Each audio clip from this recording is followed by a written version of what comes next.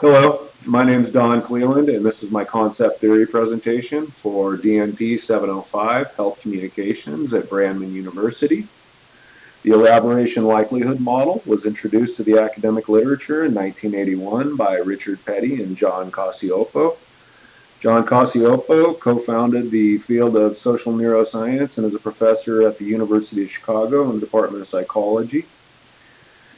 Mr. Richard Petty is an expert in the area of social neuroscience and works at Ohio State University and was chair of the psychology department for 11 years.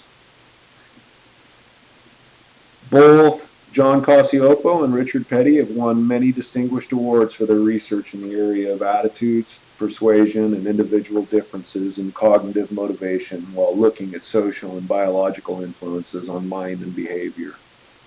They began developing the elaboration likelihood model in the 1970s together.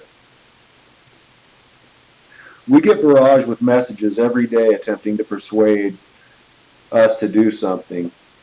The basic tenet of the elaboration likelihood model is the presence of two routes to persuasion: the central or high elaboration route and the peripheral or low elaboration route. What does it mean to elaborate in this context of persuasion? It means to take time and give careful thought and consideration to the true merits and strength of the information presented in support of the advocacy message. It means to focus on the central details and scrutinize the strength of the information relevant material presented in a message so that a logical conclusion and opinion can be formed. When we elaborate a message using the central route to persuasion, it requires time, energy, and mental effort. We don't process all incoming messages using high elaboration. It's not rational to do so. Many incoming messages are processed and opinions or attitudes are formed without giving any thought to the content of the message. This is peripheral route processing. When the receiver of the message lacks motivation, desire, focus, or ability to scrutinize the information to make a decision, they are using low elaboration. High and low elaboration are anchored at two opposite points on a continuum, which represent the likelihood of cognitive effort being expended to process a message. Depending on a person's motivation and ability, their elaboration likelihood will be either high or low, which will in turn determine the route through which persuasion may occur. Motivation and ability are the biggest influencers of persuasion path a person will follow. If they are motivated and have the tools at their disposal to comprehend the message, it will lead to evidence-based change that is enduring. If we create the proper environment for people, we will be more likely to influence them down a path of high elaboration. When people make a decision based on high elaboration, the attitude will resist counter-argument to persist over time. When we empower our patients by giving them strong evidence-based messages, we encourage central route processing as we help them scrutinize the healthcare information we deliver. When we use evidence-based practice and scientific research in our patient care, we provide patients with strength of message. We must make the message personally relevant as well. This can be achieved by using transformational leadership skills we have learned throughout this program. These skills appeal to people's sense of value, which allows them to see a higher vision and encourages them to exert themselves in the service of achieving that vision. If we provide patient-centered care, which offers an atmosphere of warmth, acceptance, and empathy, it will allow us to assist patients in better scrutinizing and assessing the message extensively. If we provide an appropriate atmosphere and patients are motivated and given the tools, we will be more likely to influence them down a path of high elaboration and enduring positive change. When the message is weak, uninspiring, and unmotivating, the receiver is more likely to be unmotivated and unempowered, which will influence him down the path of peripheral route processing. This type of attitude and behavior change is non-resistant to counter-argument, is not typically sustainable or enduring. This slide is a visual of what I've been discussing in the first two slides. The elaboration likelihood model is on a continuum, such as the one seen here. On one extreme of the continuum is peripheral route, or low elaboration processing, and on the other extreme is central route, or high elaboration processing. When people are influenced or persuaded via simple cues, otherwise known as what I like to call shiny objects, they're using the peripheral route of processing. Here we see a picture of a fork in a road, which indicates a path people can take with each message presented. The path they take is influenced more than anything else by motivation and ability. Is the receiver motivated to scrutinize the information? And are they able to truly understand the message we have to deliver?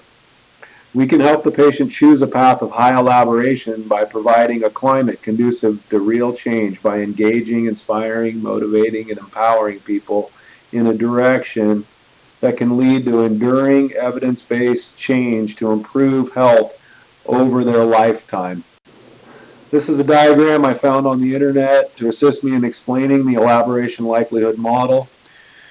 We have 4 categories on the left with an incoming persuasive message at the top right, which branches into either central or peripheral root processing. In the high-level column, we see logic is used, and influencing a person down this path requires a strong argument.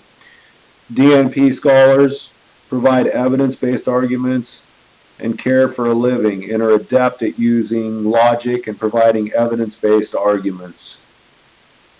In the low-level or peripheral column, people are influenced by what Petty and Cacioppo refer to as simple cues, or what I call shiny objects. They do it because the person delivering the message is famous, or simply because they are an expert without really assessing the issue relevant information central to the argument.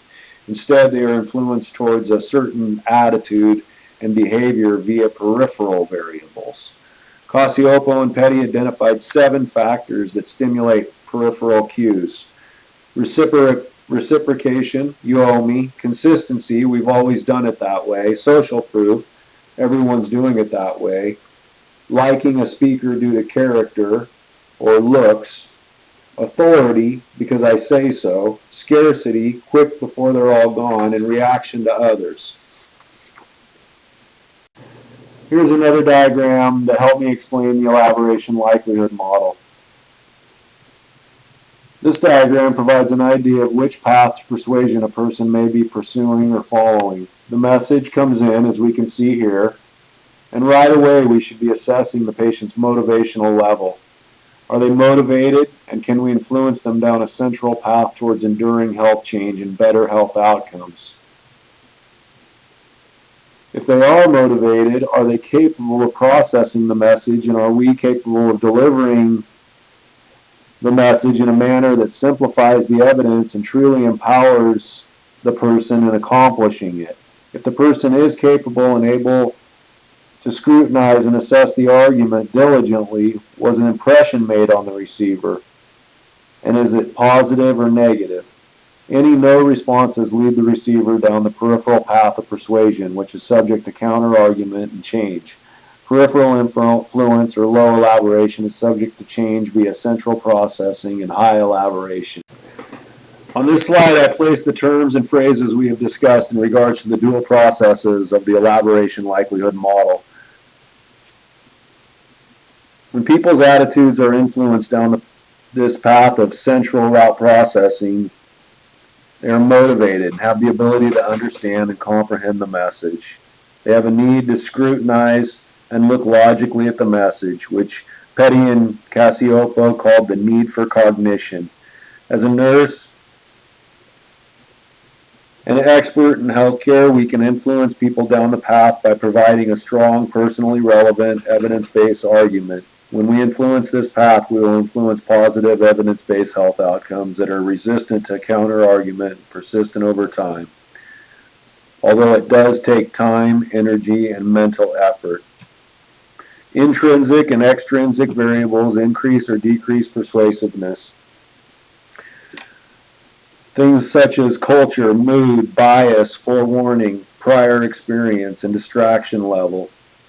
When a person moves down the elaboration continuum towards peripheral processing, they are said to be using low elaboration. This is perpetuated by simple cues, an unmotivated receiver who is unable to comprehend the message and is easily swayed by shiny objects.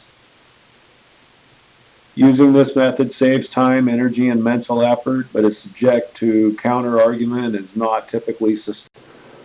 On this slide, you will find a citation for the reference article I selected that shows a study that was performed using the elaboration likelihood model. I have attached this article with this assignment and have also posted an outline with references for this presentation. In the posted article, the elaboration likelihood model was used to predict attitude and behavior change regarding the digitization of electronic health records in light of privacy fear issues. The finding of the research did show that the elaboration likelihood model was able to predict attitude, behavior change, and persuade people to use a central root processing mechanism such that they were encouraged to think logically and scrutinize the information, which did persuade people to agree with and allow for digitization of their healthcare information. I hope you enjoyed the presentation and have a better working knowledge of the elaboration likelihood model for communication and persuasion. Thank you.